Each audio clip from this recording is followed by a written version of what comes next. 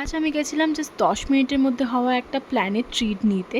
আসলে আমাদের এক বন্ধু প্লাস কলিগ ও চলে যাচ্ছে পুনে, পার্মানেন্টলি শিফট হয়ে যাচ্ছে। তো সেই জন্য বলেছিল আজ হঠাৎ করেই ট্রিট দেবে। আর আমরাও যতজন অ্যাভেলেবেল ছিলাম সবাই পৌঁছে গেছিলাম একসাথে। তো as a gift, farewell gift ওকে আমরা দিয়েছিলাম এই ছোট্ট ফুলের বোকেটা, একটা চকলেট, আর ওটা পেয়েও ভীষণ খুশি হয়ে গেছিলো। এরপর সবাই মিলে চলে গেছিলাম 9টার দিকেই কার্বন বলে রেস্টুরেন্টটাতে। এখানকার অ্যাম্বিয়েন্সটা ঠিকঠাক ছিল এবং খাবার দাবারও অ্যাভারেজই ছিল। আর তার সাথে এই হ্যাপি অ্যানিভার্সারির ডেকোরেশন করা ছিল কারোর, ওখানেই দাঁড়িয়ে কিছু ছবি তুলে নেয়।